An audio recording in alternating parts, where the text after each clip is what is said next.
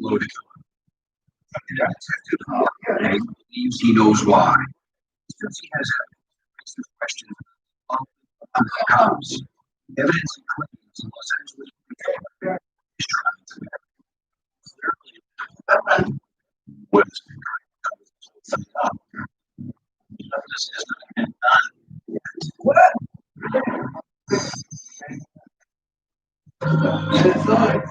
Before he was known as Mickey Smalls with the PIJ with Christopher Wallace. 1972. Very special. My son and myself. My Christopher and me. All night by here. Christopher's father left when he was 2. So Valletta Wallace raised her son alone in a small apartment in Brooklyn's rough Bedford-Stuyvesant neighborhood. I worked, put clothes on my baby's back, food on my baby's table. I mean, I wasn't rich, I wasn't wealthy, but I was rich at heart. Valletta was a devout Christian who scrimped and saved her teacher's salary in order to send Christopher to Catholic school. My son was no product of no street. My son was a gentle human being. The street is not gentle. The street is not kind. That's why I be Bedford-Stuyvesant, goddamn it, yes. What the hell is it?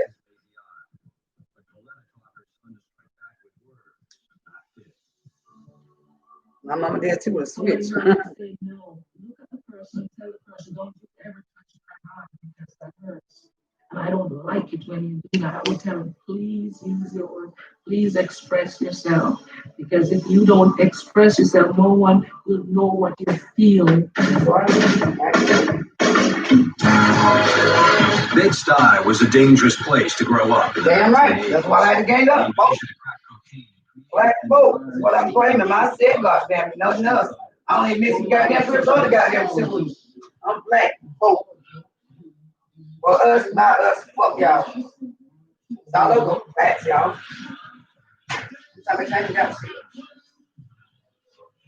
Hand sanitizer. Thank you.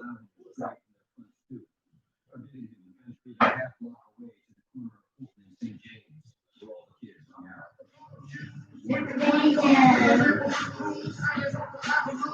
was afraid of the truth. I was afraid of the cops.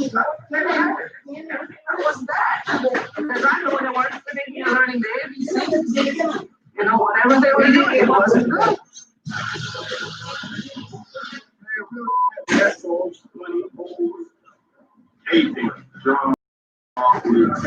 Ghetto. A young guy would do selling drugs just to get money in your pocket. We didn't know what was wrong. We were just trying to eat. Who wants to hang around in the house with a 35 or 37-year-old mother? You know, I wasn't going to shoot dice inside there. I wasn't going to experiment on beer or on cigarette or marijuana. God knows what they were experimenting on out here. At 13, Christopher joined the gang on the corner.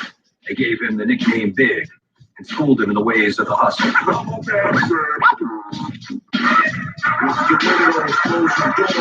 To me, man, I feel like I was the bad influence. You know what I'm saying? Because when I introduced him to the game, he just like got addicted to it. By the age of 16, Biggie was packing pistols and selling crack, pulling in up to $2,000 a week.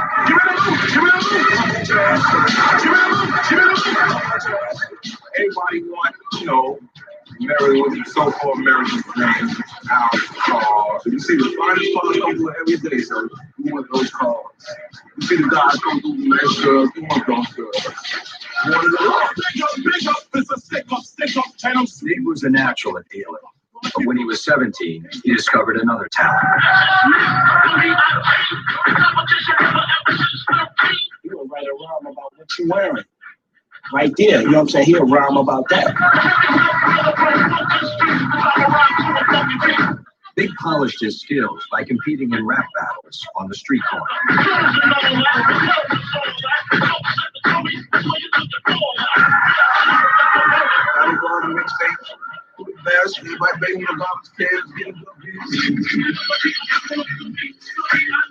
Everybody would be just clapping and having a ball. This is part of what shaped the form them in the big. I said, Mom, you see all that noise that we're making here? This music that you're calling noise, he's gonna make us very, very rich one of these days. And I would laugh at him, please. Convinced he had found his calling, Biggie dropped out of high school when he was 17 and started recording demo tapes with a neighborhood DJ. A whole lot of want Big to make a demo tape. Yo, 50, what's this? It's a demo. Well, like me and my DJ, 50 grand, was in the basement, you know what I'm saying? I was making tapes. He did a demo. He saw straight ghetto, straight basement. Because you know what Big Man's about to do. He let my man Mr. C here, Big Daddy Kane's DJ. There was just incredible rhymes, incredible delivery, incredible metaphors. Mr. C let my man Matty C here from the Source Magazine. 1 or 2 bars, and Big had you on that tape. He put us in the magazine. Matty C profiled Biggie in Source Magazine's unsigned hype column. That caught the attention of the 22-year-old vice president of Uptown Records, Sean Puffy Combs. I fell in love with him for the first time I heard his voice. Mesmerized by the power of his rhymes, Puffy immediately summoned Biggie and his manager, Mr. C, to his office. The first thing that he says is, yo, I want you to rhyme right now. Just rhyme. No music, no nothing. He rhymed for me live. I just didn't want him to stop. You know what I'm saying? It just sounded so good. It sounded so refreshing. And after Big kicks the rhyme, Puffy says, I can have a record out on you by the summer. Would you be cool with that? So good, baby. Big with the nonchalant attitude. He's like, whatever, buddy. Whatever you want to do, man. Just talk to C, man. Whatever you want to do, we make it happen. I love the way you call me Big Pop. The show stop. The rock drop.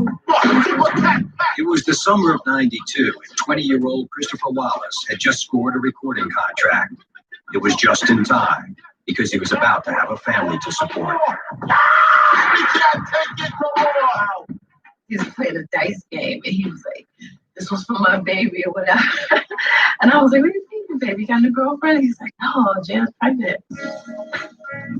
In August of 1993, Biggie and his girlfriend Jan had a baby girl they named Tiana.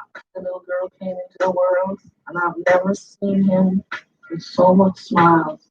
He adored his baby. He was jipper skipper. That's the first time I seen that. He was happy, dude. He was like, yeah, time to get some money. That was his goal. He was like, yeah, I was getting money now. I was trying to get larger and larger because I know that I got to secure a future. Biggie didn't marry his girlfriend, but he was determined to support his child. The cash from his record deal was slow to come at first, so he continued to hustle. I wasn't selling drugs just to be selling drugs. You know what I'm saying? I had a baby. I had to, you know what I'm saying? Do my thing to feed my family, you know? Put the drugs on the shelf. Nah, I couldn't see it. Rap was secondary. Money was necessary. He still was hustling at the time, but not telling Puffy that he was hustling. But when Puffy discovered Big had made a trip down south to sell crack in the fall of '93, he called him and begged him to stop dealing. I just pleaded with him. like, please come back. Don't do this to your life, you know? I mean, you don't need that. That right there, that's short money right there. Puff sent Biggie a train ticket, and he returned to New York the next day, agreeing to give up dealing once and for all. You know, he would always tell me, you know, better work out. And I really could have made a lot of paper down there. I'm definitely glad you don't say that I'm out the game because it don't bring nothing but death. But at the same time, I can't knock it because I learned a lot from it.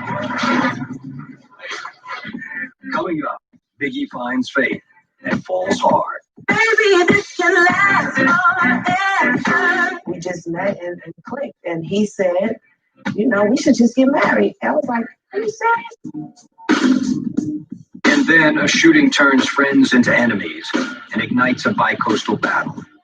Yo, they got Pac laid down on the ground with a gun to him. Behind the Music continues. Damn, I didn't understand you from my paper.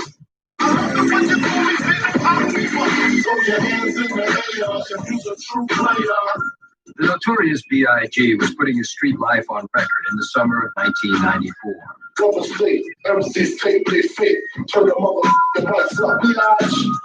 The 22-year-old was laying down tracks for his debut album, Ready to Die. The transition from selling drugs to the game, it's like, it's been short. Like, you know, I was a hustler, and then boom, I was a rapper. I'm living every day like a hustle, another drug jump. Biggie poured the struggles of his hustling days into his lyrics, creating complex and potent rhymes about ghetto life. Baby on the way, now bills to pay, that's why you drink Tangerine. So you get broke, and your baby moms is yapping, and your daughter crying, and your moms is yapping, and you stressed out, man. You know what I'm saying? And sometimes it just be like, I just wish I was dead, so I wouldn't have to go through the problem. I don't want to live no more. Sometimes I hear death knocking at my front door. It's not easy being young and black living in the hood. And that's where he was just expressing the frustrations, the emotion. While he was recording the album, Biggie started hanging out with Tupac Shakur, a fiery and charismatic rapper from the West Coast, who was one of hip-hop's fastest rising stars. Just because you're in the ghetto doesn't mean you can't. Tupac was in New York making his film debut when he first met Biggie. As soon as they met, they became like best friends. Biggie slept on his couch. Tupac kind of mentored him in terms of like getting into the industry. He knew that Pac was real, you know, that Pac was being real with him. And that's rare in this industry. Biggie was also forging a strong bond with the man who signed him, Sean Puffy Combs, or P. Diddy, as Biggie liked to call him. Check it out. That's my man, the notorious B.I.G. What's going on? Puffy brought Big with him when he left Uptown Records to create his own label, Bad Boy. Bad Boy for life. Puffy assembled his new Bad Boy family for a photo shoot in July of '94. That's where Biggie first laid eyes on an up-and-coming R&B singer named Faith Evans.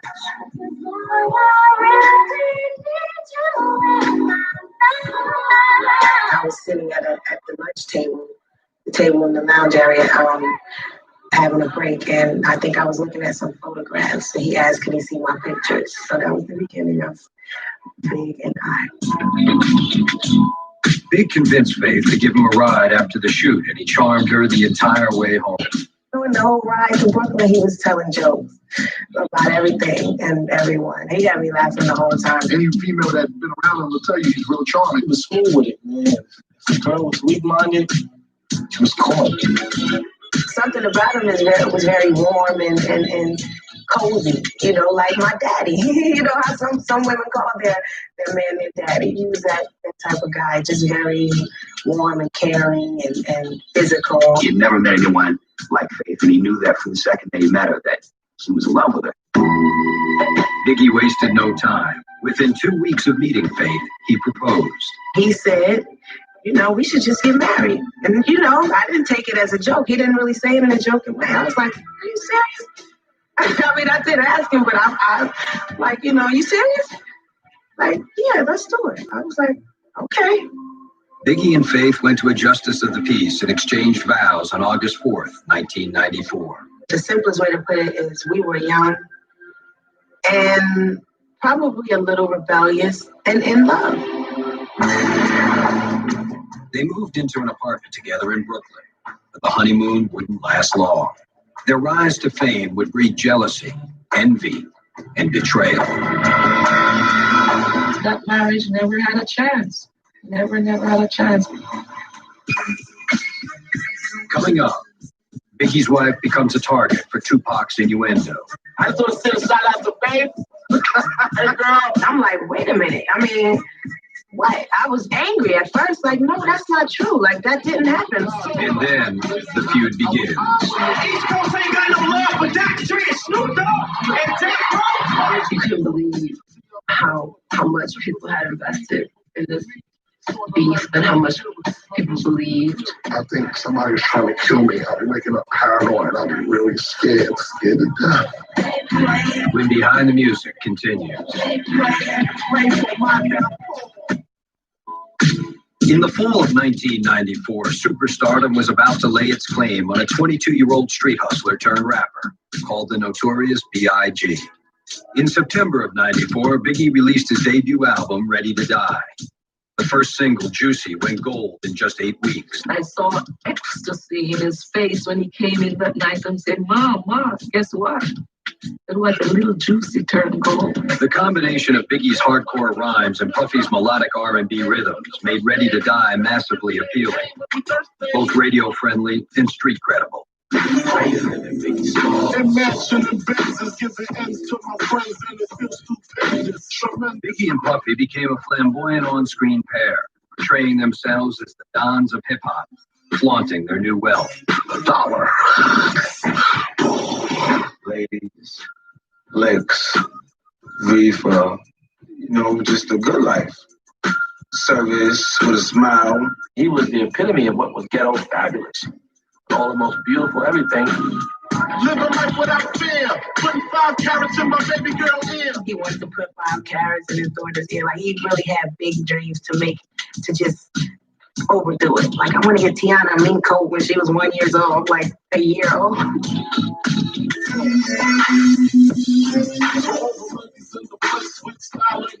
Biggie created a suave and sophisticated persona, seemingly irresistible to women, despite his admitted lack of screen idol looks. We just go to the crib and watch a movie in the jacuzzi. While you're doing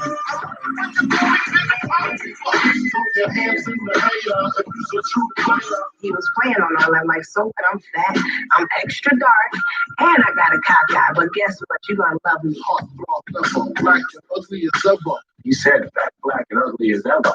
He said that, and still he got the girls. He was such a genius that he took the word ugly and he made it beautiful.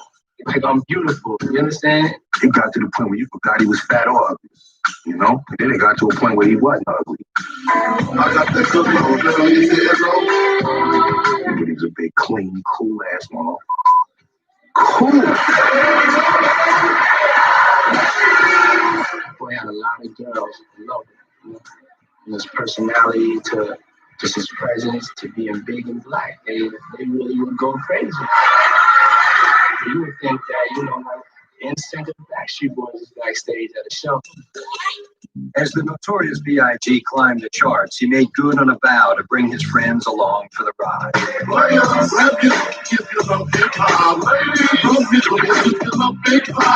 Biggie formed the Junior Mafia, a group made up of his entire crew from Brooklyn. Junior Mafia is 9 people from around my way, and I promised once I got on, I was going to put them on. I got on, so they know. I mean, people that ain't even around was still part of the Junior Mafia, so it was just like everybody. The group was a hodgepodge that included his street hustling friends Chico and Nino, his cousin Lil Cease, and a neighborhood girl who called herself Lil Kim. What's up with you? What's up with me? We got a lot of love for each other. You know what I mean? When you see us, it's just like, it's close, yeah. He just took the time to say, yo, I'm going to help you out and help you get your foot in this industry. That's one thing, man. He took care of all his people. So whoever wanted it, he was going to give it to him. You know what I'm saying? Whoever was hungry enough to get it, they stuck around. Biggie would be surrounded by friends as he navigated the heights of hip-hop stardom. But fame would bring enemies that he never anticipated. That's one of the bad things about the game is when you get launched, even your friends are turned against you, man. On November 30th, 1994, Biggie, Puffy, and the Junior Mafia were recording at the Quad Studios in New York's Times Square. The same night, Biggie's friend Tupac Shakur had been invited to another recording session in that building. He wasn't coming to see me. He was going to do a record for somebody else. I just happened to be upstairs working on the Junior Mafia project. I was seeing him, saw him coming in, and was like, yo, Pac on his way up. He's like, yo, stop, I'm going downstairs. I had a phone. C's leave for a minute, so we all just chilling writing. Next thing, C's come up in like 5 minutes, like, yo, they got Pac laid down on the ground with a gun to him. Tupac was ambushed in the lobby by two men who robbed him of $40,000 worth of jewelry and then shot him 5 times.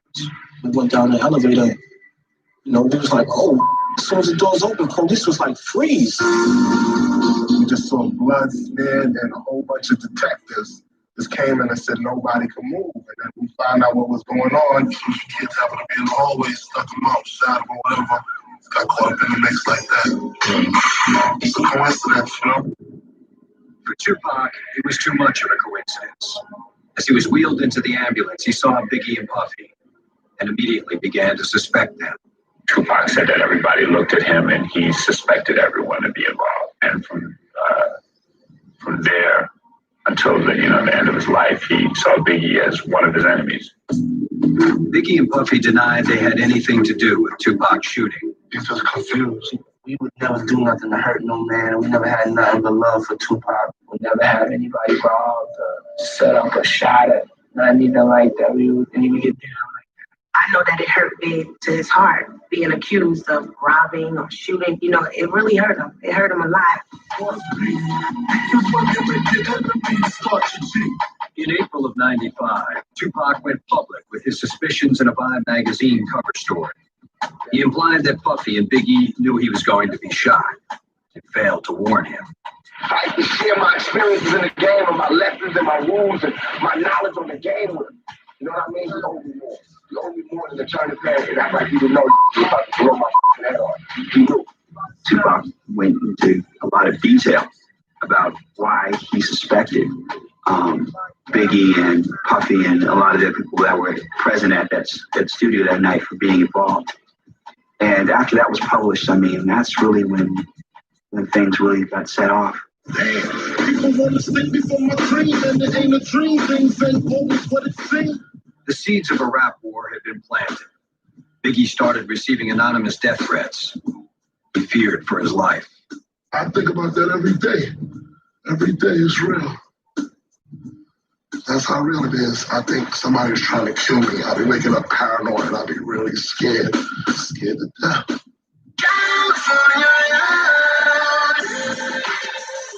The bad blood would only thicken in October of '95 when Tupac signed onto the West Coast label Death Row Records. Next year, Death Row gonna start printing our own money. If we make it so much, we need to start printing our own money.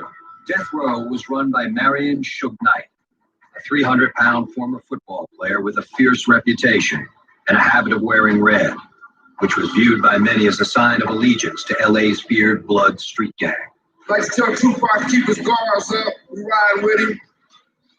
Knight joined Tupac in his beef against Biggie, Puffy, and Bad Boy Records. Suge had a real vendetta against Puffy, probably because at the time Puffy was starting to be more known and he was being called the genius child, where, 2 years ago, that was Suge. Whatever his reasons, at the 1995 Source Awards in New York City, Suge Knight went out of his way to insult Puffy Combs and his flamboyant image. Any artist out there want to be an artist and want to stay a star, don't have to worry about the executive producer trying to be all in the videos, all on the records, dancing. Come to Death Row. The audience sensed the tensions, and by the time Biggie took the stage, they were choosing sides. Straight up Brooklyn in the house. Represent. It became a house divided. Death Row versus Bad Boy. West versus East. East Coast ain't got no love for Dr. Dre and Snoop Dogg and Death Row. Y'all don't love us. Y'all don't love us. Let it be known then. We don't give a f. We know y'all East Coast. We know where we at. East Coast.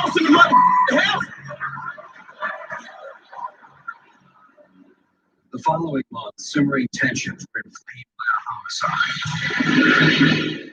On September 23rd, 1995, entourages from Death Row and Bad Boy confronted each other at an industry party in Atlanta. After a scuffle outside the nightclub, Suge Knight's best friend and bodyguard was shot and killed. According to police reports and published accounts, Suge accused Puffy of being involved, an allegation Puffy strongly denies. The feud between Suge and Puffy. A lot of people said that it was shtick, that, it was played up for publicity. Well, I've seen the police documents. It was not a shtick. It was very real. And on December 16th, 1995, the feud took an allegedly brutal turn. At the Death Row Christmas party, a friend of Puffy's named Mark Anthony Bell told police he was cornered by Suge Knight, Tupac Shakur, and others. In the police report, Bell claimed Suge demanded the home addresses of Puffy and Puffy's mother. When he refused to hand them over, Bell said Knight tried to force him to drink a glass filled with urine, and then had him beaten and choked nearly unconscious. This guy knew Puffy's address, and they were trying to beat his address out of him, not because they wanted to send him a Christmas card. Suge Knight denies he took part in the beating, and Mark Anthony Bell reportedly dropped the charges as part of a $600,000 out-of-court settlement.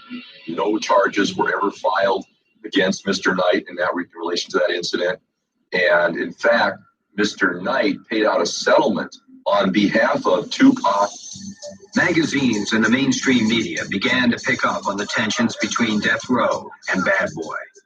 They christened it the East Coast, West Coast rap war. Somebody got to die. If I go, you got to go. Somebody got to die. Let the gunshots blow. I think that some of the hip-hop publications made a terrible mistake in depicting what was an argument between two entrepreneurs into an all-out war between two coasts. After a while, perception becomes reality, and people were taking their sides. You couldn't believe how much people had invested in this beef or whatever, and how much people believed.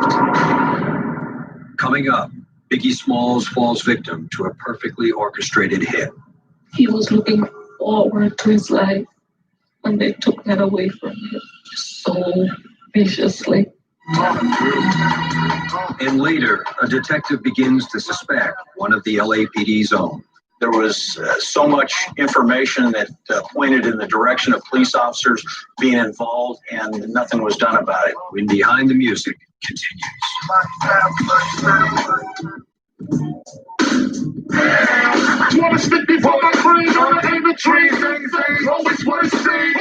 In 1995, the media was having a field day with the hip-hop feud that pitted Suge Knight's Death Row Records against Puffy Combs' label, Bad Boy. Who shot you? When Biggie's song, Who Shot You, started circulating in late 1995, it was widely interpreted as a taunt to Tupac Shakur, even though Biggie had recorded it long before Tupac's shooting in New York. Feel 1,000 steps when I drop you. And in the months to come, Tupac's growing resentment of his one-time friend would become brutally evident. I don't believe that everybody was considering Biggie like the biggest star in the world. I don't believe people wanted to play him. Biggie's not a player. He's never been. Yeah, man, it's just until he got some money. That's a trick. That's not a player. He's not a hopper. So my point was to prove him wrong. I took everything that he could ever lie, and I personified it. By the fall of 95, Biggie and his wife, Faith Evans, were drifting apart. Their careers kept them separated for months at a time, and Faith was increasingly disturbed by Biggie's indiscretions. From the beginning, we were separated a lot, and that allowed various things, various energies and people to come into both of our circles. All the honeys, dummies, playboy bunnies, those wanting money. Big was a player. I mean, he was funny about it, and he never hit it. I know you're still beyond the family, though. It was no secret that Biggie had become involved with two high-profile women. First, he had a widely reported relationship with Lil' Kim.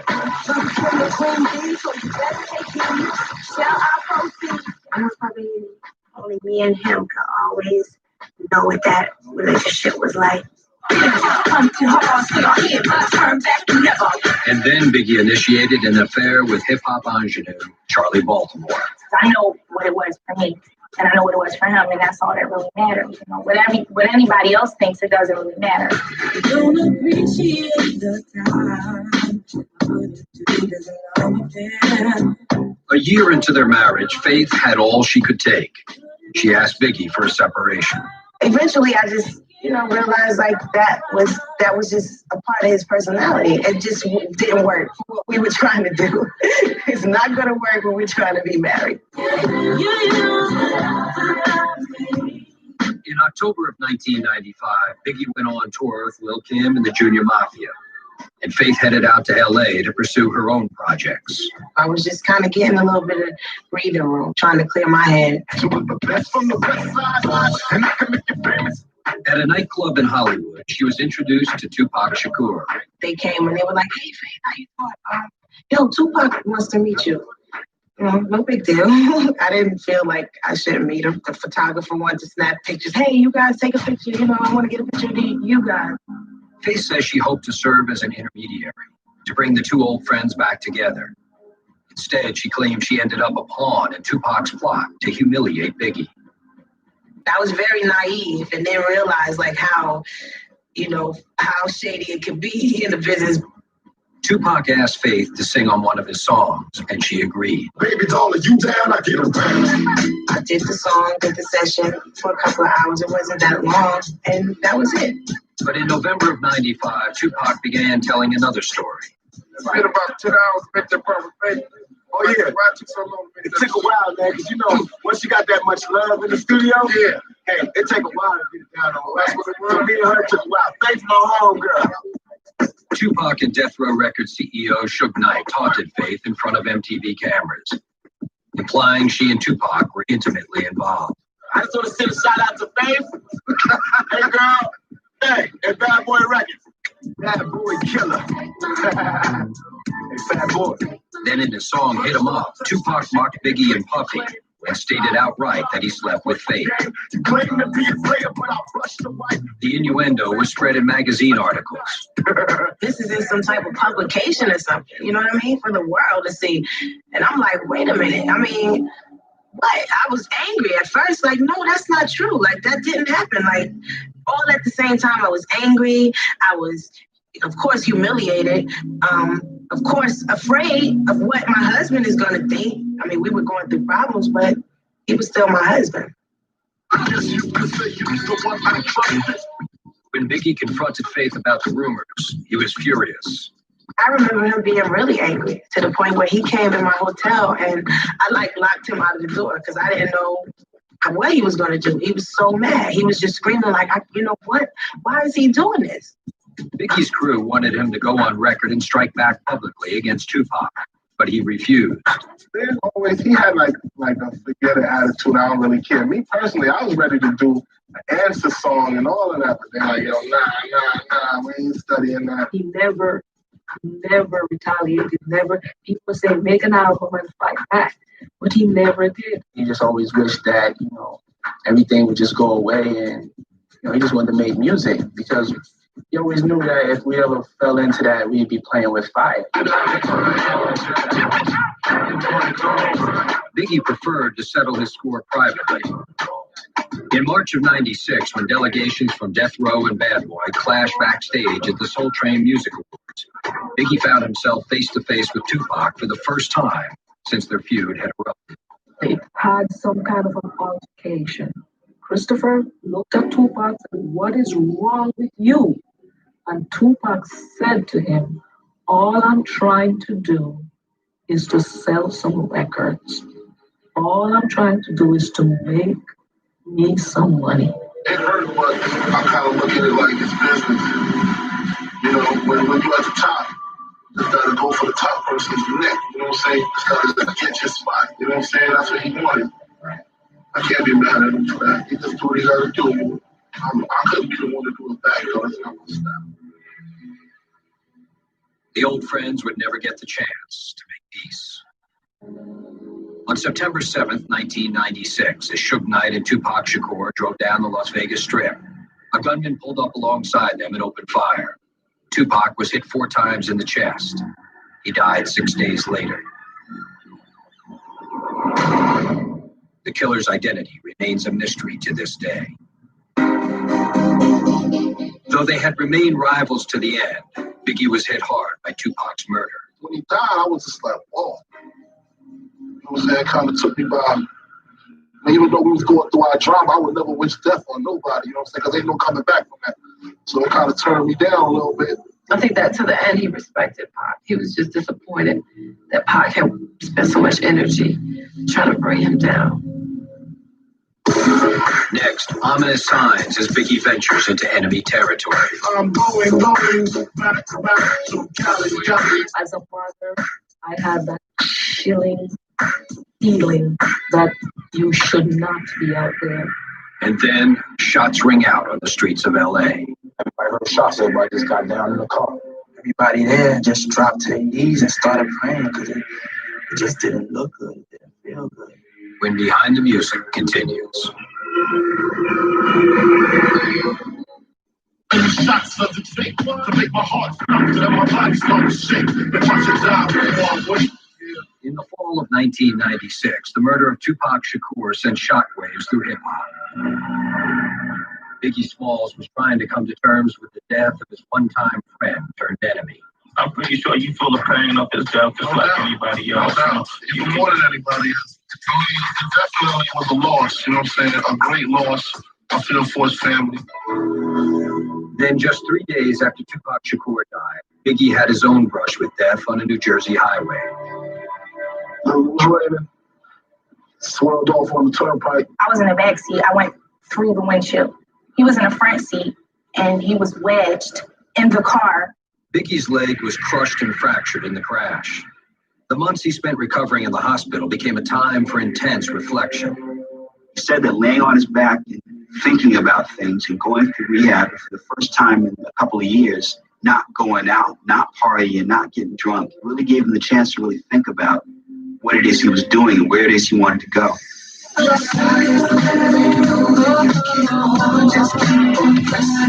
Biggie had much to look forward to, a new album in the works and a brand new baby boy named CJ, whom he and Faith had conceived during a brief reconciliation. He has his nose. He has his droopy eyes. Everybody always says he's a light-skinned baby. Though they decided to remain separated, Biggie and Faith began to heal their relationship. And Faith says she noticed the shift in his attitude. He probably didn't realize that he had somewhat of a responsibility to people that he didn't see before.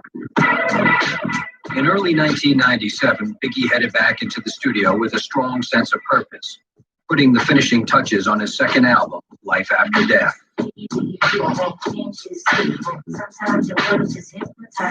was just so happy, you know what I'm saying? Because we had finished the album. He really wanted to show people that amongst all the drama, you know, he was feeling good about himself. In February of 97, Biggie ventured out to Los Angeles into what many perceived as enemy territory to promote Life After Death. I'm going back to Cali. Going out here in Cali, you know. East Coast going in the house. He intended to make peace with hip-hop fans in the West. When he went to California, he really wanted to put to rest all of the bull sensationalized East-West type of stories. Trying to like basically squash it. One man against one man made a whole West Coast hate a whole East Coast and vice versa. You know what I'm saying? And that really bugged me out. So what I'm trying to do now, I gotta be the one to flip it and take my power and flip it like, yo, they gotta be dead. I'm gonna continue to keep making those songs though. Make you dance and make you groove, and we're just gonna do our thing forever and ever. But there were ominous signs that Biggie's message was not getting through, that he was not welcome on the home turf of Tupac Shakur and Death Row Records. He went to the Beverly Center, the mall out in LA, and someone was yelling from like the third or fourth floor some things to him, some like derogatory things to him, and that had never happened to him before. I said, Christopher, I'm not feeling very comfortable with you out there right now. And he goes, don't worry, everything will be cool. Everything will be okay. That was the last thing my son said to me. Everything's gonna be okay. That That night, March 8th, 1997, Biggie and Puffy attended a Vibe magazine party at the Peterson Automotive Museum in Los Angeles. We went in there, we just had a ball, you know what I'm saying? It was like one of the best times we ever had. Just sat out all night, took pictures, talked to people. Everybody was just coming like congratulate them on the single and stuff, cause like the single just came out. They played it like about 8 times in the club that night. At 12:30 a.m., fire marshals shut down the party due to overcrowding, and Biggie and his crew left in a caravan of SUVs they had rented. Puffy was in the first vehicle. Biggie and his friends, Damian Butler and Lil Cease, were in the second. Big was in the front, Cease was sitting behind Big, and I was like sitting behind the driver. As they pulled away from the museum, Big cranked his song Going Back to Cali on the stereo. I'm going back to Cali. He was just feeling good. I was like, yo, be back. You know what I'm saying? He was just feeling it. So I had like pushed him in his head. I was like, yo, be back, kid. You got to do your thing. Back to Cali. Big's car stopped at a red light just 50 yards from the museum exit. Then a black Chevy Impala crept up alongside them. The driver, an African-American man, neatly dressed in a suit and bow tie, rolled down his window and raised a 9mm pistol. Started shooting holes in the door. Everybody heard shots. Everybody just got down in the car. He ain't say nothing. He ain't say one word. He didn't say, oh, Biggie had been hit 4 times in the chest. He was slumped over and motionless. As the assailant sped away, Puffy rushed to his friend's side. I opened up the door and he was hunched over. And I was trying to talk to him and trying to move him over, and I was trying to tell somebody to call 911. We just ran over there like he was like laid over on the seat, just like looking, like his eyes was like rolling in the back of his head. So I just told one of the drivers of security to just jump in the car, just take me to the nearest hospital, please. They sped to LA's Cedars-Sinai Hospital just a mile away. When we got to the hospital, everybody had jumped out the cars and helped to pick him up and got him on a stretcher. And the surgeons, they had immediately rushed him back into the emergency room. And then everybody there just dropped to their knees and started praying because it just didn't look good. It didn't feel good. Doctors performed emergency surgery, but they weren't able to save him. Christopher Wallace was declared dead at 1:15 a.m. on March 9th, 1997. He was 24 years old. Back in New York, just before dawn, Biggie's mother was awakened by the phone. I heard Damien crying. The grown man screaming, crying. And I knew something was wrong. I just knew it. Why would a grown man call him crying? So when he was crying, I was yelling, tell me what's wrong with my son. Tell me what was wrong with my son. Mrs. Wallace took the first flight to Los Angeles in a state of disbelief. The reality of her son's death didn't sink in until she arrived at his empty hotel suite. And I walked in still waiting to hear that voice. Nothing. Instead, I heard the quiet flush of air conditioning and the thud of raindrops on the roof. I heard nothing. I heard silence. There's a tightness in my chest. There's a pain in my belly and a weakness in my heart. Because I had to say goodbye to my son. And that hurts a lot.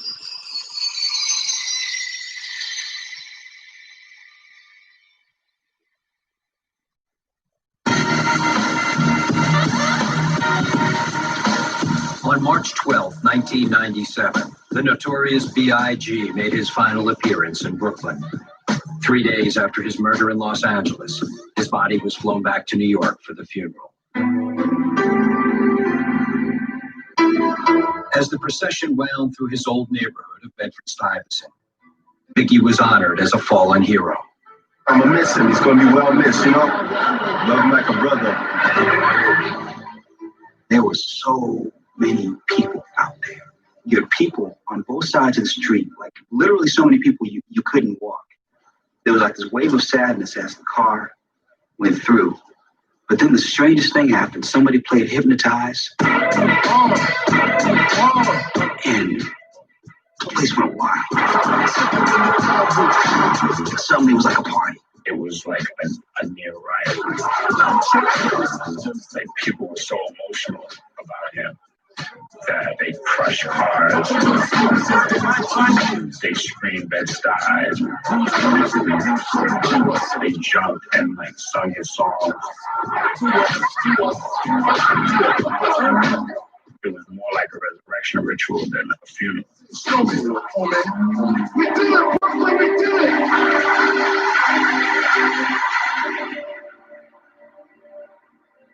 In the years since Biggie's murder, the investigation has made little headway.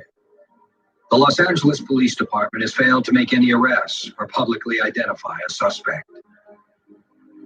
I am so angry sometimes, it scares me. You know why? Because there are people right now that I'm supposed to trust, and I cannot trust them because I don't know who killed my son. That woman deserves a professional investigation, and it wasn't done. Now, the detective who spent 2 years investigating the case is making some alarming accusations. I believe there was a conspiracy to kill Biggie Smalls, and the key to solving that case were police officers on our force that I believe that had connections to death row. Russell Poole says the Los Angeles Police Department refused to allow him to pursue what he believed were pivotal leads in the murder case. Nothing was done about it. Even when I forced them to look at the evidence, I shoved it in their face. When he took over the Biggie Smalls case in April of 1997, Detective Russell Poole was a 16-year veteran of the LAPD. The son of an LA County Sheriff's detective, Poole had established an impeccable reputation on the force, earning a prestigious assignment to the Robbery Homicide Division's Major Crimes Unit. Russell Poole, having talked to people who worked with him, is one of the best homicide investigators that the LAPD had. I talked to district attorneys who said that they'd worked with every homicide investigator on the LAPD. He was the best. Detective Poole says his first line of investigation in the notorious B.I.G. case was the well-publicized rivalry between Bad Boy and Death Row and their feuding CEOs. I had put together a timeline of all the confrontations between Bad Boy Records and Death Row Records. We had believed that there was a connection, possible retaliation for the Tupac Shakur killing. As Poole probed Death Row, he says he discovered a troubling link between police officers and Suge Knight's label. There was plenty of evidence to suggest that certain LAPD officers had connections with Death Row Records. Some were working security, some were confidants of Suge Knight. Poole believes one of those officers was David Mack. He says Mack was a flamboyant figure on the force who wore the same blood-red suits as Suge Knight. An informant at Death Row reportedly described Mack as a regular at Knight's private parties. He had a bright red suit, identical to one worn by Suge Knight. He was the same age as Suge Knight. He grew up in Compton with Suge Knight. Suge Knight was not available for an interview due to his incarceration on unrelated charges. But through his attorney, he denies any connection to David Mack. Mr. Knight has no knowledge of Mr. Mack either. Personally, socially, business-wise, nothing. David Mack was a dirty cop. In November of 1997, 9 months after Biggie's murder, surveillance footage caught Mack in the act of robbing a Los Angeles bank of $722,000. He was convicted and sentenced to 14 years in prison. And when federal agents searched Mack's home, Poole believed they uncovered leads in the Biggie Smalls case. When they went to David Mack's house, in his garage was a black SS Impala. A black Chevy Impala was identified as the car driven by the shooter. Also on the walls were an apparent shrine for Tupac Shakur, dressed in red and flashing signs and stuff like that on the walls of his garage. He had a whole storehouse of ammunition at his house, 9mm ammo, which was used in the killing. When Poole examined David Mack's attendance records, he came across yet another coincidence. He took 3 family illness days just prior to the Biggie Smalls killing.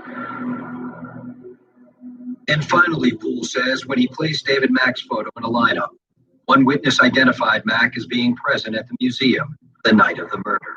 One of the witnesses in Biggie's entourage identified David Mack near the door of the Peterson Museum, and he was positive when he made the identification. While Poole was suspicious of Mack, he knew he did not resemble the sketch of the suspect, that neatly dressed African-American in a bow tie. But the detective contends someone close to Mack did. The composite resembles David Mack's best friend and godfather of his kids, Amir Muhammad. While Muhammad steadfastly denies any involvement in the murder, Poole noted that a jailhouse informant told police that Biggie was murdered by a contract killer who went by the name Amir or Ashmir. When you add up all those connections, you've got yourself a lot to work with. However, we were unable to proceed with those clues. If you're a detective and you've got all these clues in front of you, I mean, it says, hey, we got to find this guy and we've got to pursue this. And that's what Detective Russell Poole wanted to do, but he wasn't allowed to do. Poole says he communicated his evidence to his superiors all the way up to Chief of Police Bernard Parks, but he claims he was told to drop any investigation into Amir Muhammad or David Mack.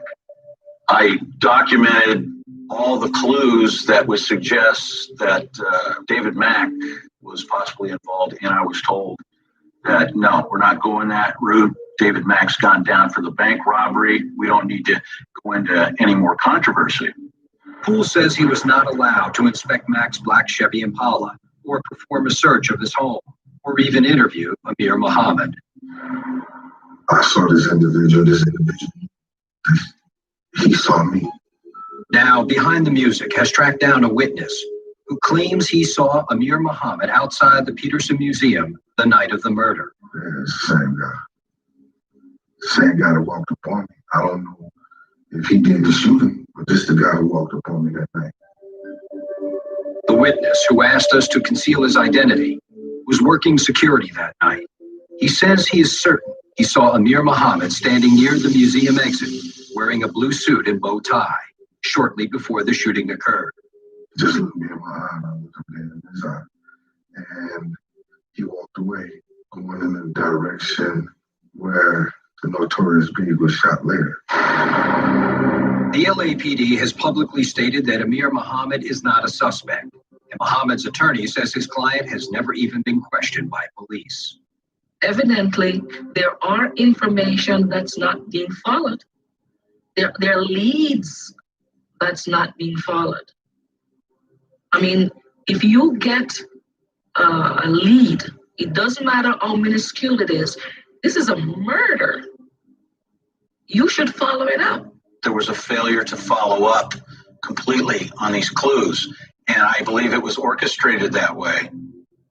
Ultimately, Russell Poole felt his investigation had been so sabotaged that he had no choice but to quit the force in October of 1999.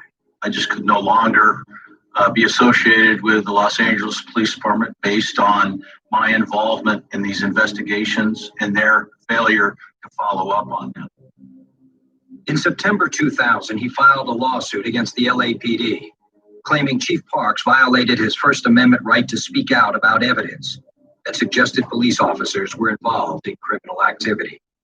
I want the truth to be exposed. David Mack denies any involvement in the Biggie Smalls murder, as does Death Row CEO Suge Knight. Russell Poole has nothing but rumors, street talk, and the statements of incarcerated felons who are trying to buy their way out of either prison time or jail time or get out of cases that they have pending against them. He has no evidence whatsoever to tie Mr. Knight to the killing of Biggie Smalls.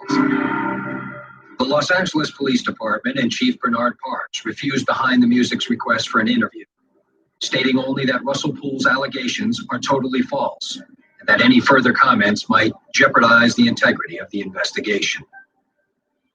But Mrs. Wallace is disgusted by the possibility of what Russell Poole is alleging, and she is determined to find justice for her murdered son. I will never give up. I will be assertive. I will haunt the police officers. I will call them every time I feel like it until they found out who killed my son. Next, life after death and the lessons learned.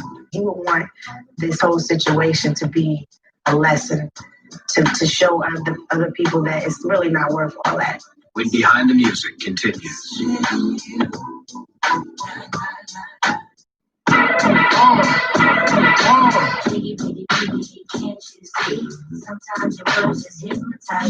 In March of 1997, just 2 weeks after his murder, the Notorious B.I.G.'s album, Life After Death, hit the stores.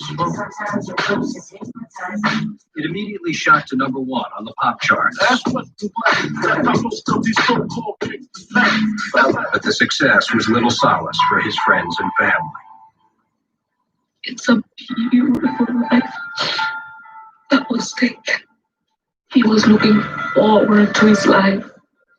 He was looking forward to his children. You know, he had plans, and they took that away from him.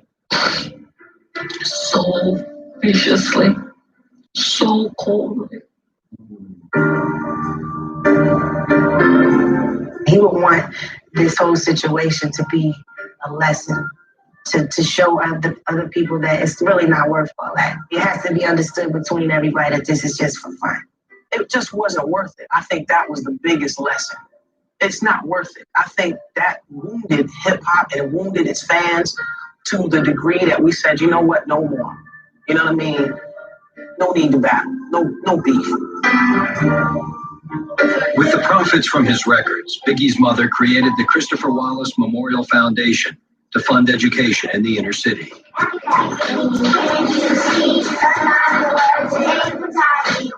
And she is vowing to carry on Biggie's legacy.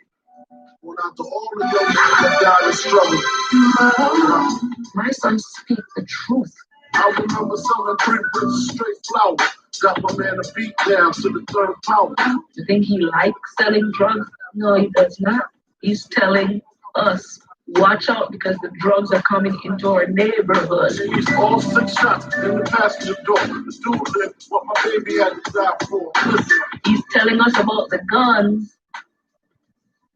So he's saying what? Keep the guns away so we won't have to use it to kill our brothers and our sisters. When these rappers are out there telling us a story, we need to listen instead of criticizing them, putting them down, ridiculing them. No, they don't live by no gun. They only die by it.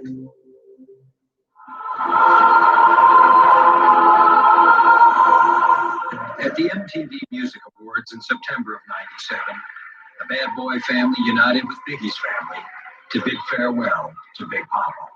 God bless my man Biggie. Thanks for Biggie's mother who's sitting right there for having Notorious B.I.G. Puffy adapted a classic police song into an expression of personal loss. It's like I feel empty inside without you being here. An elegy to his murdered friend.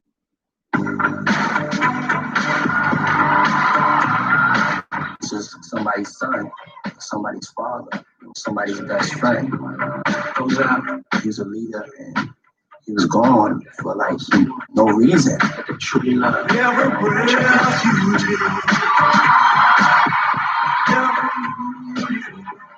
It's nothing you can do to make it better, you know what I'm saying? You know, even though you know he's in a better place, it just don't feel better. It's kinda hard you not around. You in heaven smiling down, watching us while we pray for you. Every day we pray for you. I hope that he will forever be remembered as one of the biggest forces in hip hop history. Wish I could turn back the hands of time. Us in the six, shop for new clothes and kicks. You and me taking flicks. He was, and still is, the greatest rapper of all time. I'm gonna give anything to hear half your breath. I know you still living your life.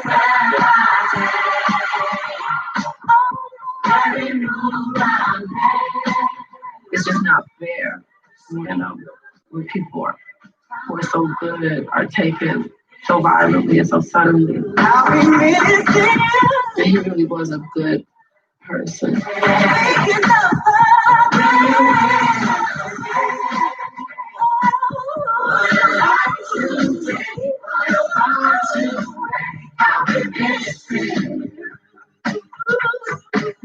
I want people to know that, you know, he wasn't just the greatest rapper of all time. He was one of the greatest people of all time.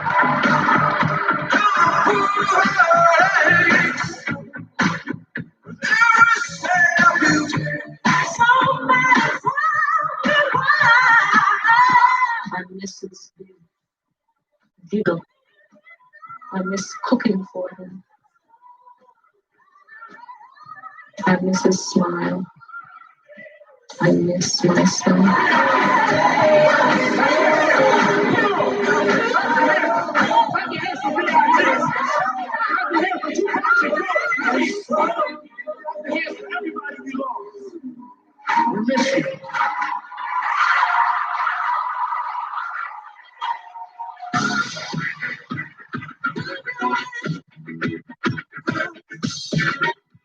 One band reaches the finish line. Who will win Bands on the Run? Find out next. Only on VH1.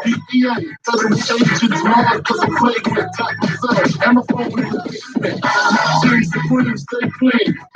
Never could dream I'd be that. Catch a seat at all the best there. Me and Mike to me, go down to that. Black and plus, like this that. Stands rough, on Trisac, you ass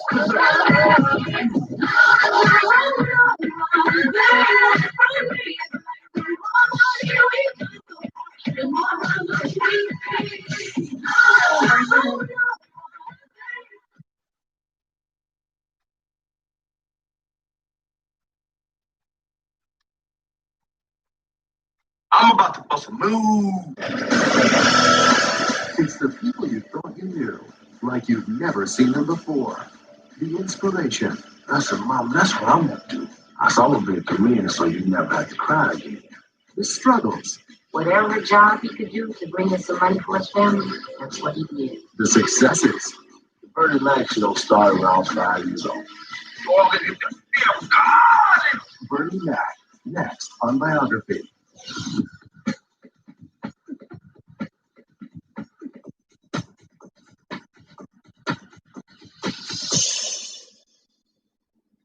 I'll tell you like I tell you.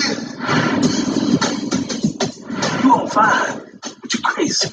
Bernie Mac, the original king of comedy, has been so open about his life and his struggles. Damn. Fans can't help but wonder if it's all just an act. Ain't nothing sick. Cut the camera off. But the movie and sitcom star has overcome painful and sometimes tragic obstacles that were far from funny. Bernard Jeffrey McCullough was born on the south side of Chicago on October 5th, 1957. His mother, Mary, was a smart, level-headed woman, but she had gotten pregnant after falling for the line of Bernie's father, Jeffrey Harrison, a silver-tongued choker. He was a smooth, articulate, real nice dresser. I could see what my mother, probably was attracted to. Bernie's parents never married, and his father was rarely around. But Bernie did have a loving extended family that included aunts and uncles, a brother, and several cousins. We were like mother and sister. Everybody knew us as the Mac, the McCulloughs. Bernie and his family lived in a 2-bedroom apartment over a storefront church. There was a lot of people in this house. At one point, there might have been 10 people in a 2-bedroom apartment. That's a lot of people. The McCulloughs attended services regularly at the church downstairs, where Bernie's grandfather, Thurman, often preached. My grandfather was a deacon of the church. Go to work, pray. Church is very important because we weren't living in all the best of neighborhoods. A lot of things going on. So that's like foundation. When Bernie wasn't in church, his grandmother, Lorraine, kept all the kids in line.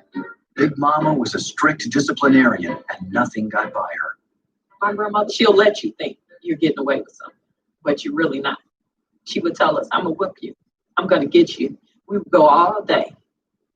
And you're like, oh, it's bedtime now, no whipping. Soon as you get ready to doze off, here she comes. My grandmother was one of the strongest individuals in my life. Was not a male. She taught me respect.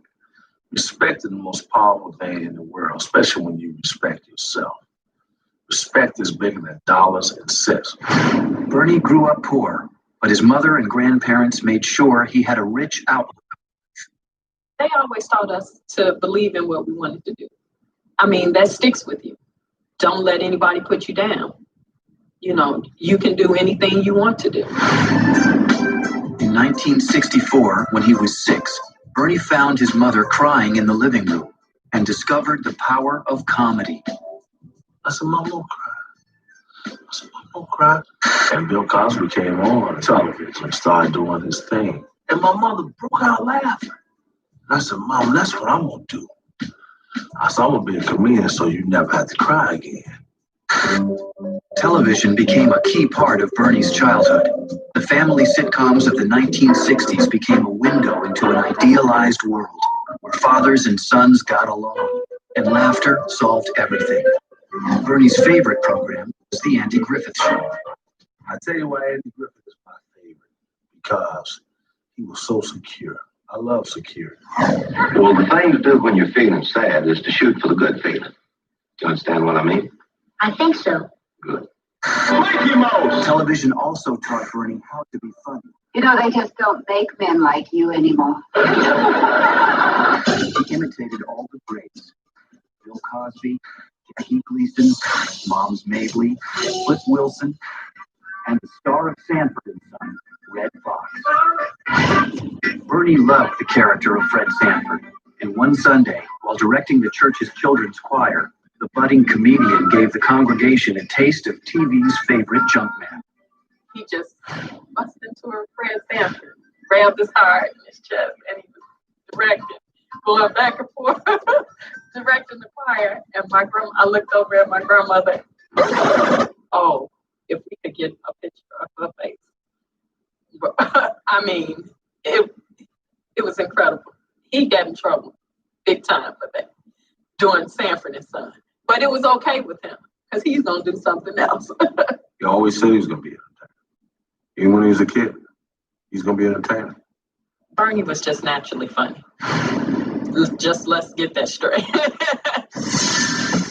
By the time he entered Chicago Vocational High School, Bernie had made up his mind that comedy would be his ticket to a better life. But his friends weren't so sure.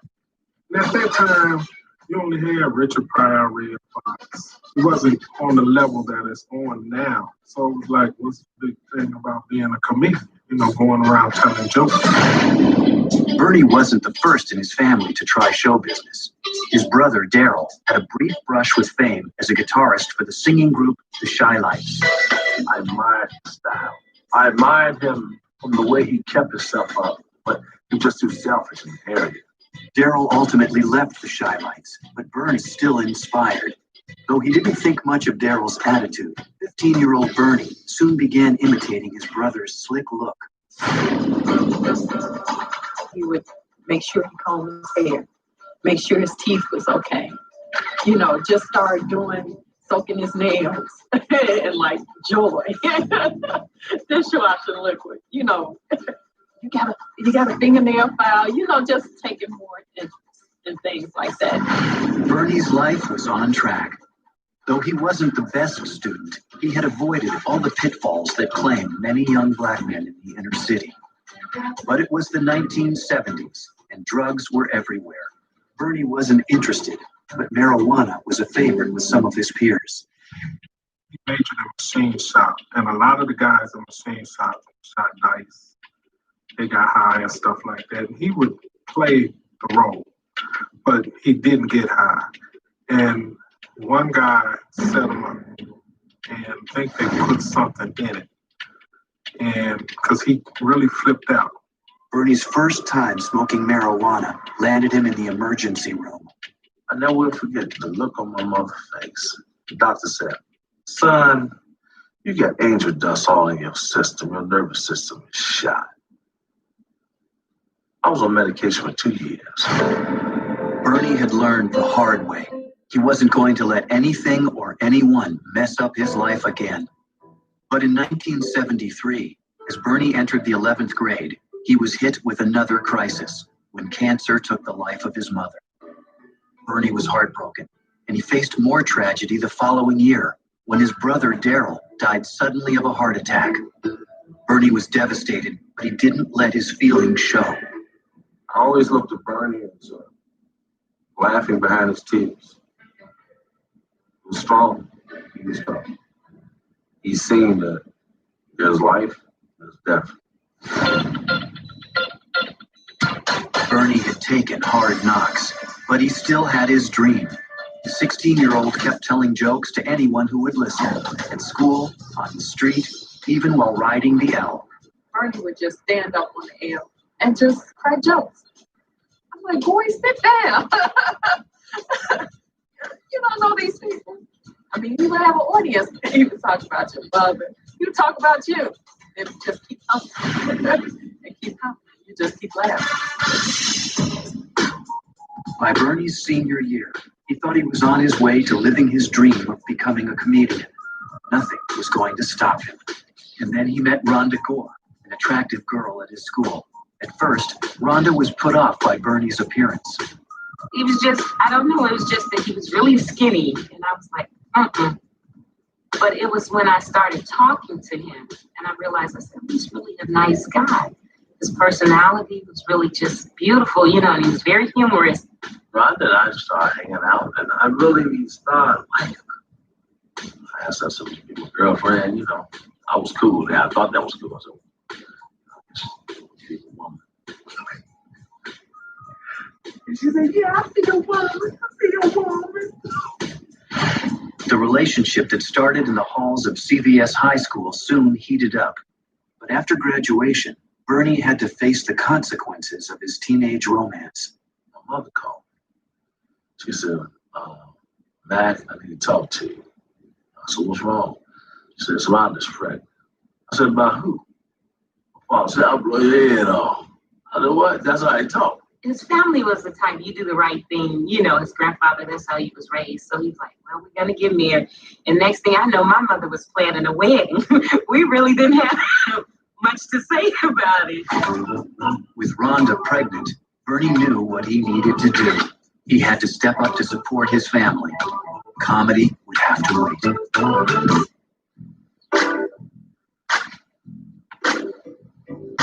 At age 20, Bernie Mac was just a few years out of high school, but he already had a wife and a baby on the way.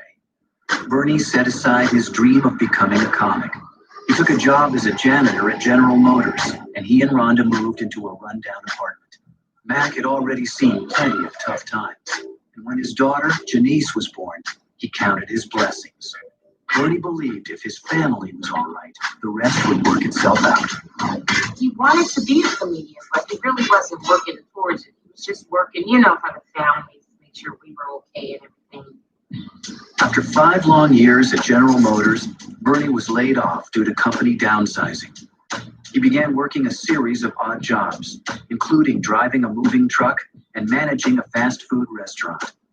Bernie also helped kids in the neighborhood as the athletic director of the local community center. Coached a lot of the little boys' teams and things like that. Whatever job he could do to bring in some money for his family, that's what he did. I didn't have steady work, you know, but I never was ashamed about taking work. That's one thing I really looked up to him for, because a lot of men won't do it. They think things are beneath him, but he never did. Bernie also started doing comedy again. Stand-up clubs were becoming hot date spots in the 1980s, and by 1984, Mac was ready to test his jokes at the local venues. There was a club called Sainey's, another one called the Funny Firm. who's on first. They were predominantly white audiences, and he wasn't received as well in the early 80s because that whole improv brick wall guy with a sport coat and a tie on style was really coming into its own, and he was not that thing. You couldn't curse, you couldn't tell ethnic jokes, you couldn't tell sex jokes. A couple of times he couldn't even get up, he didn't even get on because it was so crowded. So he'd just go back the next weekend. I wasn't bitter. I was just determined. So I ain't gonna let him beat me. I ain't gonna let him play me. For the next few years, Bernie polished up his act. He learned how to tell a joke in front of a brick wall. But just as his dream was coming true, the 28-year-old was hit with more bad news. Bernie's beloved grandmother, a diabetic, was told that she would have to have part of her leg amputated. They had to cut from like the knee below. And once that happened, he said, "My grandma's not gonna live through that." He said, because she was too independent, to have her limb taken away. Bernie was right. Big Mama did not survive the surgery. The shock of her passing was compounded by the death of Bernie's grandfather the following year. At the funeral, Bernie stood up and did what he did best. He paid his respects by making his family and friends laugh. Normally when you go to a funeral and you talk about somebody, it's a sad occasion. And Bernie would go and take that same element and he would give people something to laugh at. I had so much pain and so much sorrow, and I lost so much. My mother, my brother, my grandmother, grandfather. And to be able to laugh through all of that, people used to always say, "It ain't funny, but we're laughing right now." Funerals and stuff, I would laugh. Bernie had learned how to be a straight comic, but now at age 29, he was ready to be himself. Doing material that came from his soul was a revelation. A lot of Bernie's comedy is cultural. It drew upon his, ethnicity and his, his past.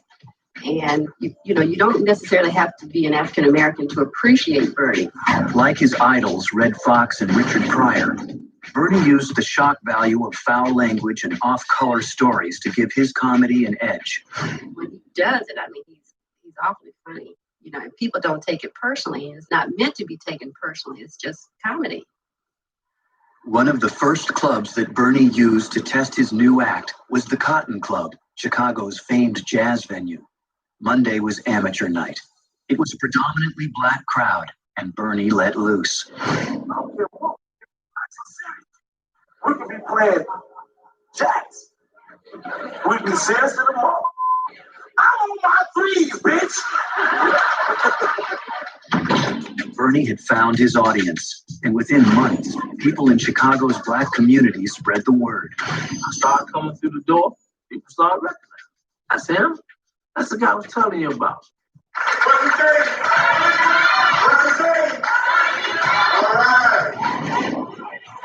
It seemed like it just got bigger and bigger and bigger. The audience got bigger and bigger. Bernie was on his way and nothing could stop him. In 1989, while vacationing in Las Vegas, the confident comedian convinced Red Fox to let him do a set during Fox's stage show. He walked up there behind stage and went. That's how he got up there and started talking to Red Fox. And I was like, I don't believe it. I don't believe it. I was sitting there. I was like, you just can't walk up there. He said, watch me. And he did. By 1990, 32-year-old Bernie Mac had a cult following in Chicago. But at the time, he was working as a driver for the Wonder Bread Company. He said, I can't take it no more. And I said, well, what are you going to do? He said, I really want to do my comedy. With Rhonda's blessing, Bernie stopped working for Wonder Bread and set out to pursue stand-up full-time. That spring, he started preparing for the Miller Lite Comedy Search, hosted by Damon Wayans. It was a chance for Chicago comics to get some national exposure. We're at the Regal, and he was one of the 10 finals. I told my daughter, I said, he's going to win. Your daddy's going to win. And then when he won, we just all stood up and lost it. Lost it. It was like we could not believe it. I won $3,000. That was the biggest payday of my life. And I put that in the fund for my daughter's college. because that was a fear of mine, being able to support her to go to school.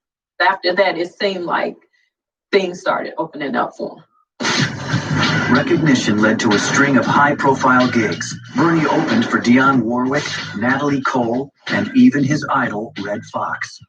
Then in 1993, TV viewers got a taste of what clubgoers had been roaring at for years when the 35-year-old appeared on the HBO series Def Comedy Jam. Audiences on the raucous show were known for heckling comedians they didn't like, but Bernie was determined to win them over. The audience was hostile. And I came out and I did my little walk on and everything. And I cut it off. And I said, I ain't scared of you, mother. The crowd loved Bernie's in-your-face attitude, and the improvised catchphrase quickly became part of his act. He would use it to approach his audience, to let the audience know. No matter what you do, how you do it, you can heckle, boo, whatever you want. I ain't scared. Hi, how you doing? Although most of white America still had no idea who Bernie Mac was, in the African-American community, he'd become a star. On the chitlin circus, as they call it, where it's all black people know you. He was very well received on those circuits. I never seen it like this. It's unbelievable. He's one of the funniest men ever come out here to laugh tonight. But he was trying to get into movies too at that time, and he figured that would really bring him to mainstream. Mac's first film was David Wayne's comedy Mo Money. Bernie played a doorman, and though he appeared only briefly in the movie, the role helped him land other small parts in a series of predominantly black films. He was the cameo guy. Bernie Mac comes into a movie, he steals your movie, and then he goes back on the road. Bernie was also ready to give his act a twist. At a time when black stand-up comedy was dominated by raunchy one-man routines, Bernie gave fans some old-school entertainment. He used to always say, how Flip Wilson had those variety shows and stuff. He said, I want to do something like that. In 1994, Bernie produced and starred in the Who You With Tour. The show featured the 10-piece Mac Men Band and the Macaroni Dancers.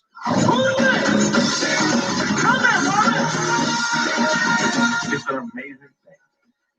Bernie Mac funny is one thing. Hell yeah! Bernie Mac in front of a 10-piece band is a show. I gave him all this music, comedy, dancing at the same time. Badass Michael Jordan. Michael Jordan was so badass, boy. That boy break his damn ace. Mostly lives and all. That one.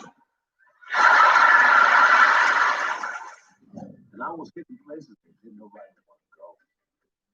I was hitting secondary markets. Places that I didn't even know exist. Dothan, Alabama. Biloxi, Mississippi. We did Fairbanks, Alaska. Bernie took the show to Fairbanks. You're talking about some black people happy to see a show. Thank the Lord. Bernie Mac's coming to Fairbanks. Bernie loved performing, but he hated being on the road. He missed his wife and his daughter. We get off, we go back to the hotel. It's 1 o'clock in the morning. What does Bernie do? Calls home. Land at the airport, get to the hotel, been there 15 minutes. Where's Bernie? He's on the phone talking to Ron. It's what he does. In 1995, Bernie finally broke out of the nightclub circuit and into mainstream television when he was offered a recurring role in the UPN comedy series Moesha. The sitcom got Bernie's face in front of a bigger audience, but still, no one was offering him a show of his own. At age 38, after 14 years on stage and screen, Bernie Mac was afraid that he was destined to be America's most famous unknown comic. In 1998, Bernie Mac was back on the road. When he wasn't on stage, Mac was at home taking care of his family. His daughter, Janice, was in her teens, and Bernie wanted to make sure she was brought up the same way his mother and grandparents raised him. He was stern, but she wasn't a bad child anyway, so it wasn't like she needed a lot of discipline. And he always talked to her. He always gave her life stories to help her through life. Bernie was proud of the way Janice had turned out, but not everyone in his family had the same luck. His 16-year-old niece, Toya, was in trouble. She's one of those kids that kind of, go astray. Gotta learn things the hard way. And that's pretty much what she did. And she had a child, and that's who we brought into our home. Bernie took Toya in, along with her 2-year-old daughter, Monique. Bernie responded to Toya's tough attitude with the strict discipline his grandmother had shown him as a boy. It was not a happy time, but Bernie did find a way to work Toya's situation into his act. Mac also drew on the similar experience of a close female friend. I said, I got my niece and her kid. They live with me now, man. I'm fighting with her. She said, I got my sister kids too. I said, yeah, which one? And she told me her sister was the one on drugs. And that's where he got the 3 kids, the sister on drugs, and he just kind of made it his own joke. That Friday, I went on the road. I put it on stage. I got my sister cheering. 2, 4, and 6. And the 4-year-old, my sister must have really been getting high with her. She don't even talk. All she do is stare at your ass like this here. The new material came at a perfect time in Bernie's life.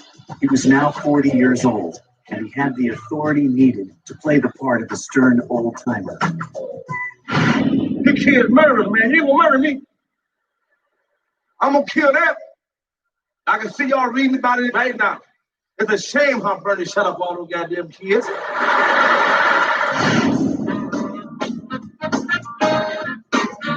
It also coincided with an invitation for Bernie to become a part of a major comedy event.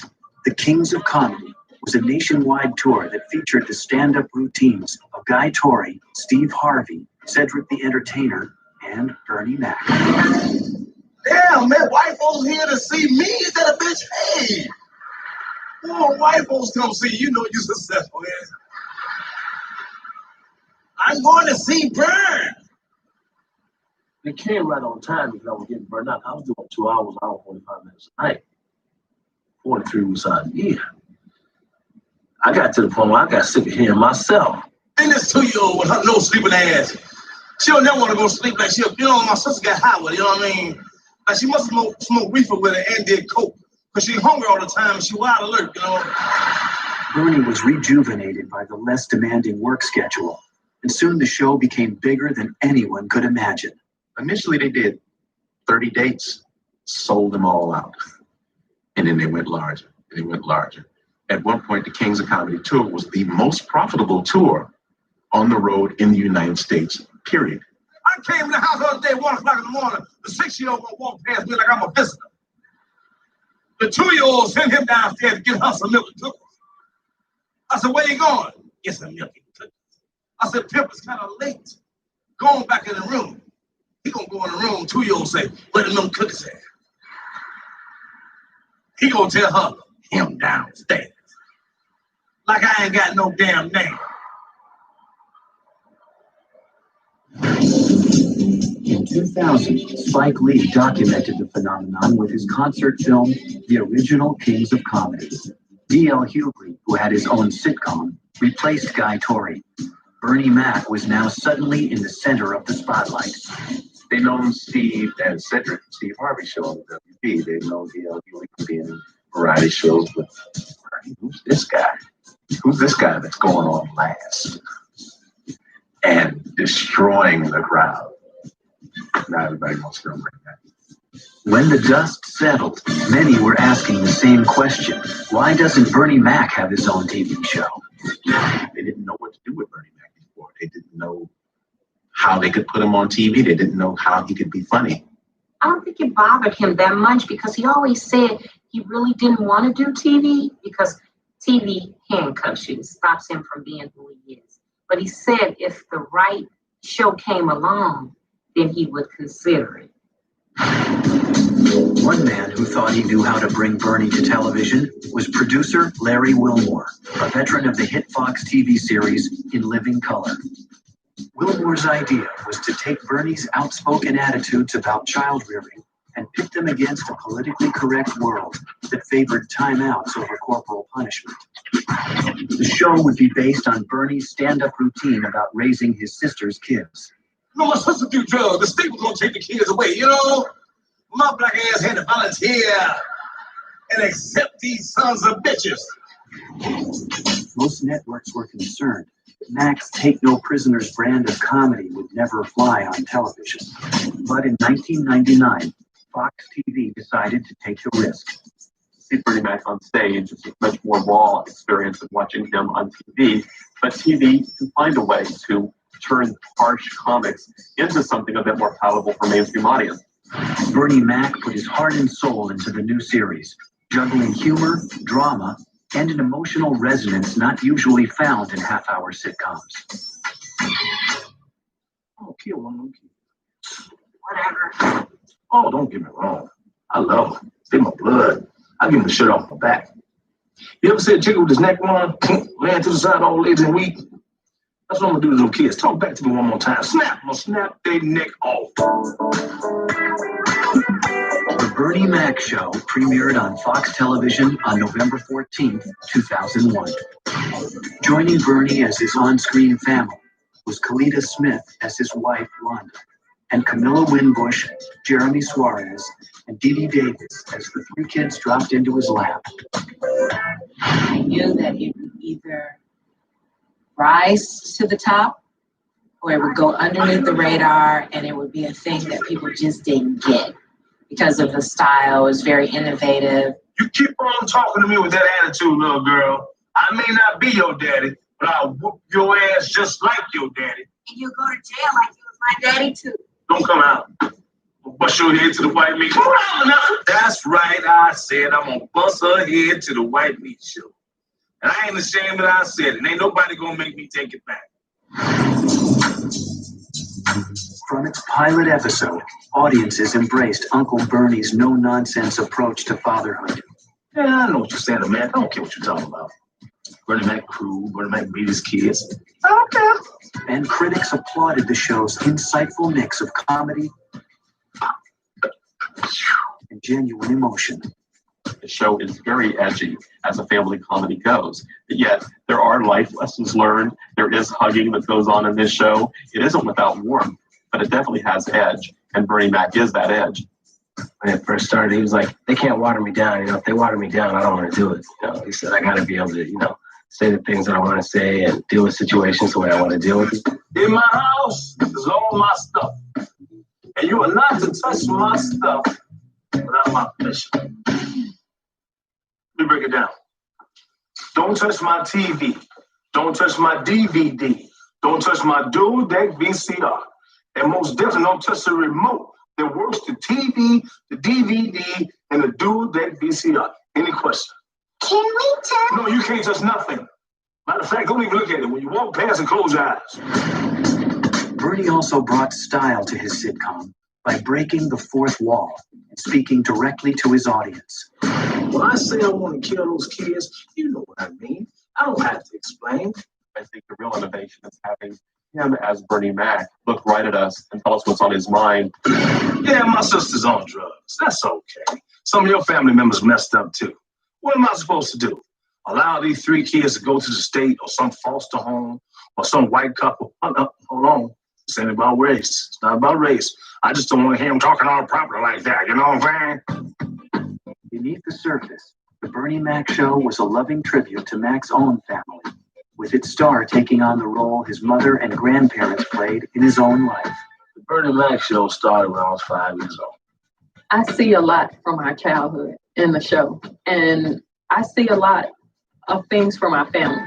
Especially this grandmother, the way he does with the children, because I don't think she took a whole lot of stuff from them. So that's where he gets all that from, the discipline. So you kids gotta learn. You all gotta get the fear of God. Honor thy mother and thy father figure. So next Sunday, give our day to the Lord.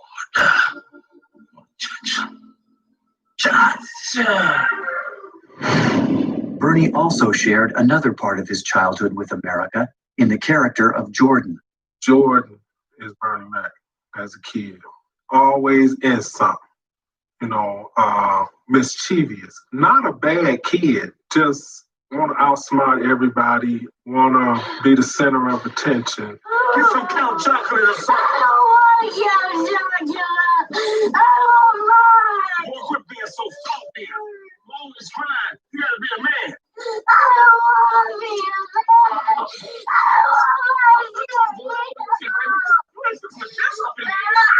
I made him something like myself. I don't know. Someone that got into everything. You had to watch him. He was sinister. You ran on your back. You ran on your back. Come here, boy. Come here.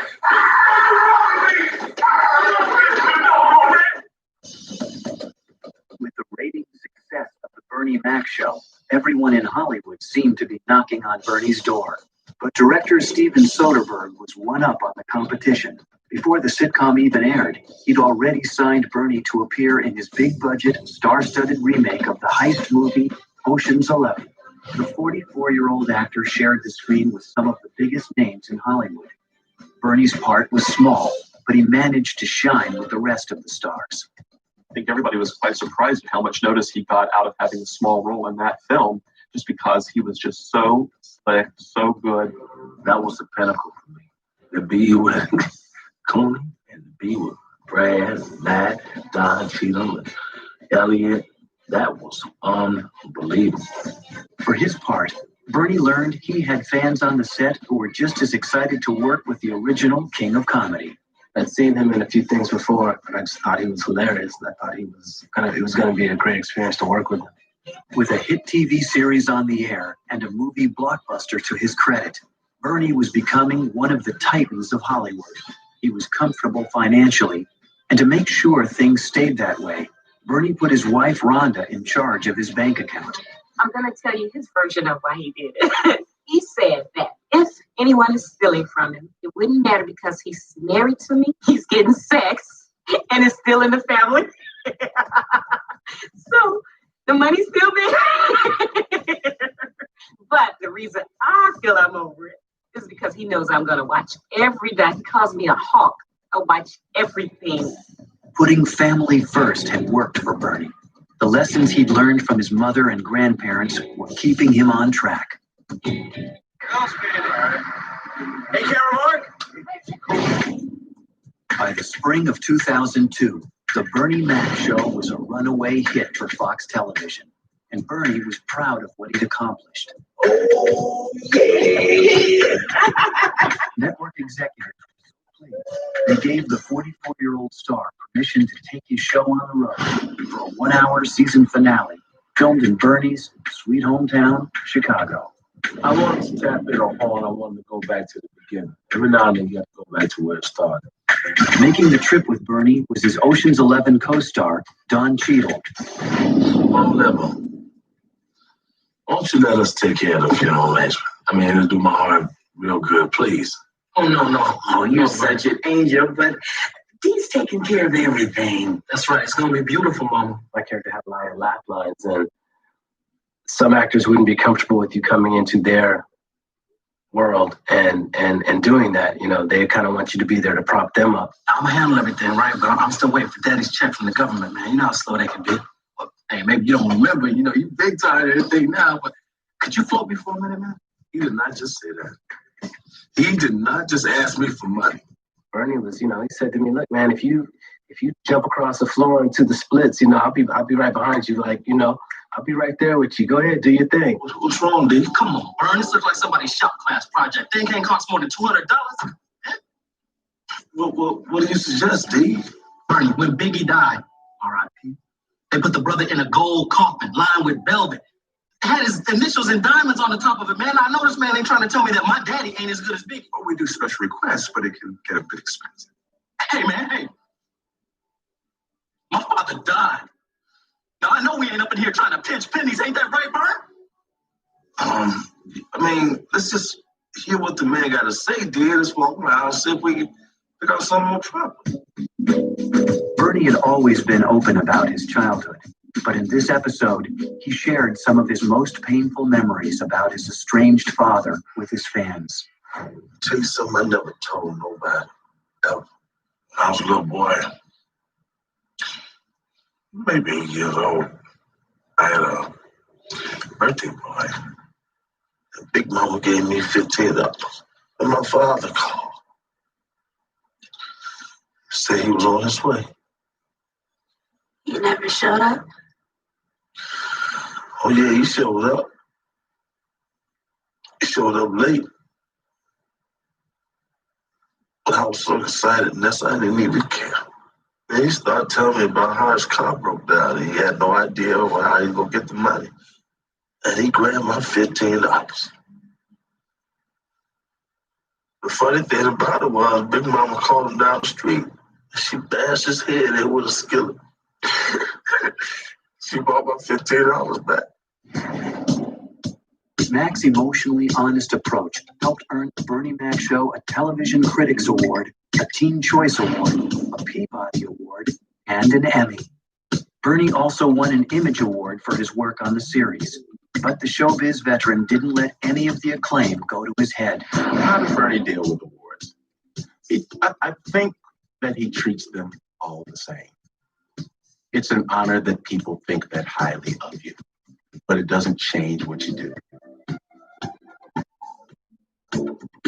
By 2003, Bernie Mac was a hard man to miss.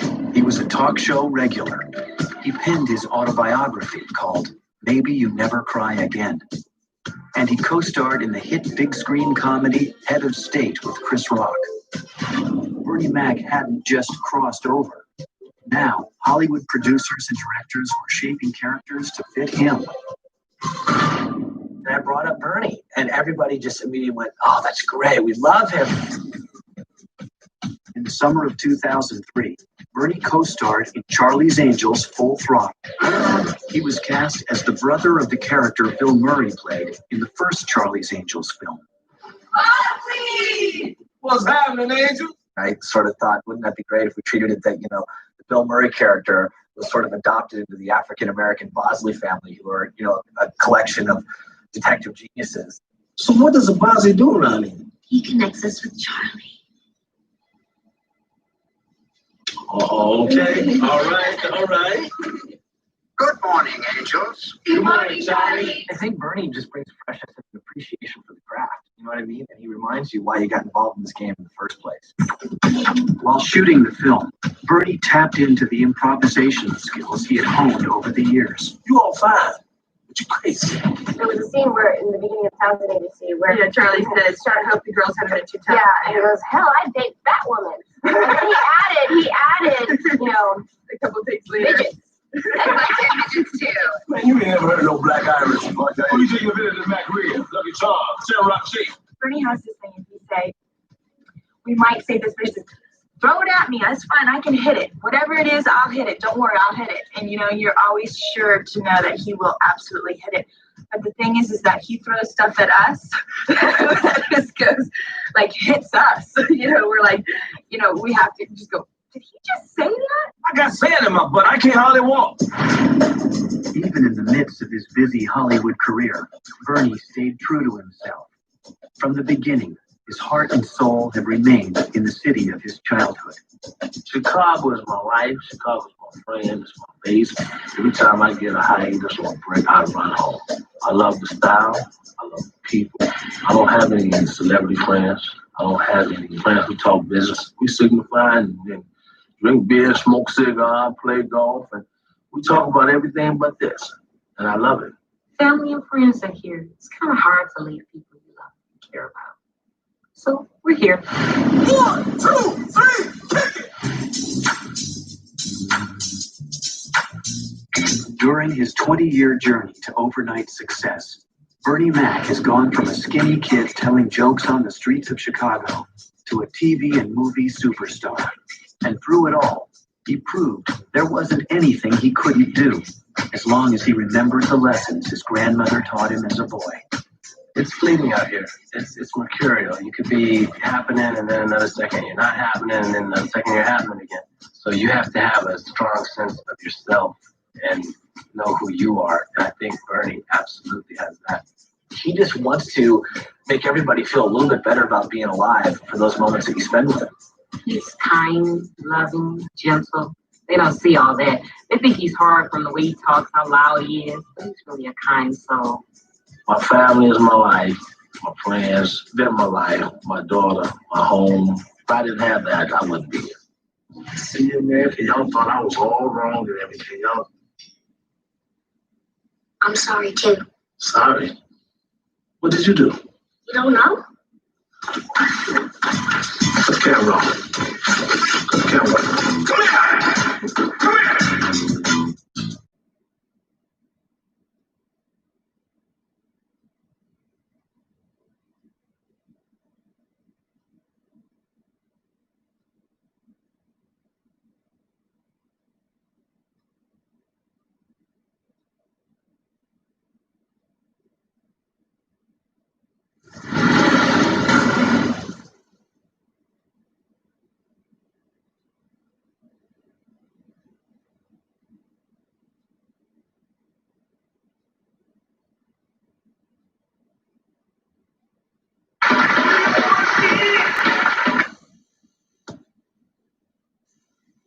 Hey, y'all. Hey, what's up, gang? Look here. Hold on. Gather around. I got some news for us. You know the man from HBO? Yeah. He's coming here tonight. Yeah. Hold on. Now, listen up. I don't want any showboat. Business as usual. That means the band, no extra long solo. Dark Queen, that's you. Macaroni, no extra shaking of the booty. That's you, Kiki. So remember one thing. We're a team. Who you with? Oh, yeah. All right. Now remember one thing. Just be yourself. I don't want anybody bringing no extra attention to themselves. Hey, man, I got your suit for you, man. Where you want me to put this? Give me the what? Put it in the bathroom.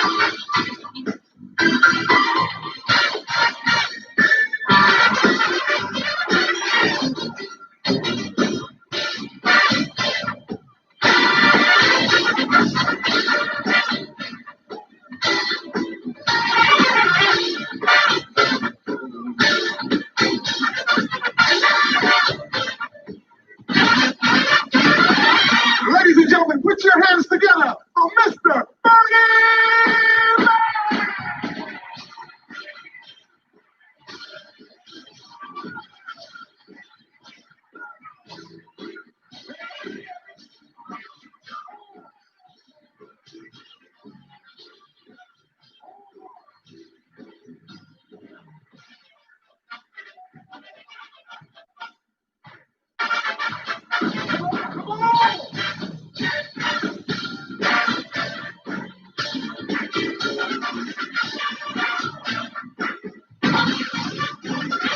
How you doing, goddammit? Damn right. Welcome to the Midnight Mac Show, starring Bernie Mac, Reginald T. McCann, and the Mac Man. I got a great show here for you all tonight. I want y'all to laugh, have a good time, and I have some rules.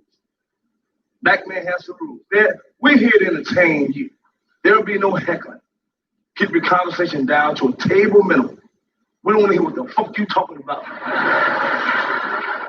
There'll be no shouting out. The acts are here to entertain you for $3 goddamn. $3, what can you get? Reginald T. McCann, the Mac Man, me, and all the guests that I have on the show for you. Twitty, you can't buy that type of shit. Ain't on no tape. You understand my point? I have some more rules if you just pay attention. Just be cool. That's one of my rules. No ignorant shit. on Midnight Mac. Take that project shit back down there.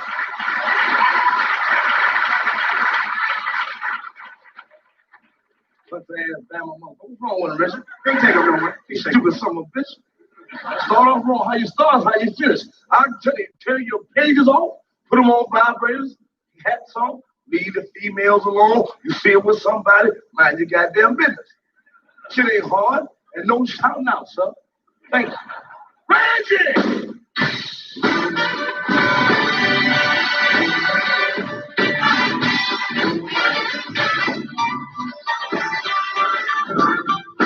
Coming to the stage. This brother here is from Chi-Town. This brother here, man, he's on Burn Records.